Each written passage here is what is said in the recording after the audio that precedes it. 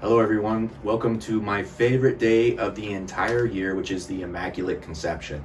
I love it today. I love the Blessed Virgin Mary, and I just love this dogma, this declaration, the beauty of the liturgy, the beauty of the teaching of Mary as the Immaculate Conception. As St. Maximilian Kolbe called her, the Immaculata, and all the implications that has, and I don't have enough time to talk about it all. There's just such a deep and rich theology behind Mary's Immaculate Conception.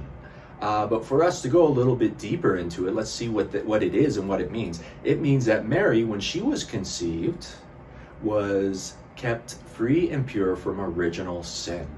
Okay, and so why is that?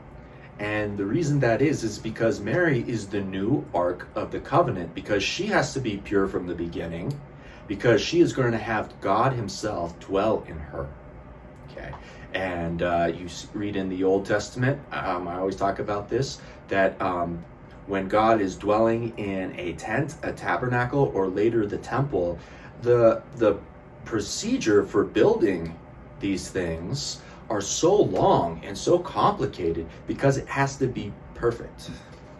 Okay, and usually if you're like me, you get to the Bible and you kind of skip over those details, right? It has to be this many cubits, that high, this, that, made of this kind of, But the reason it is that way is because of how glorious it has to be. Not that it will ever be worthy, but that it will carry God. And so we always give our best to God.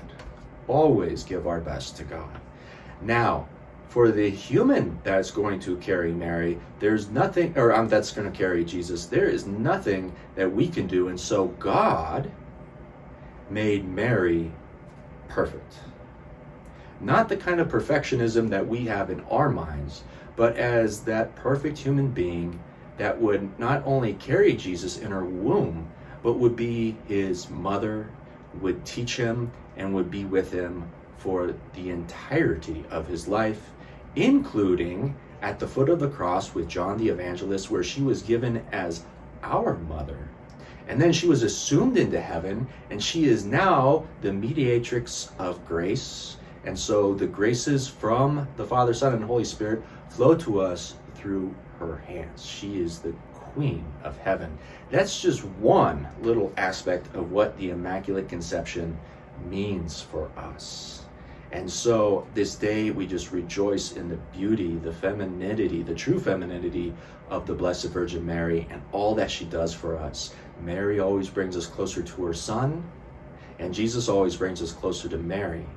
And so let us ask Mary to bring us closer to Jesus so that one day we may see him in heaven face to face.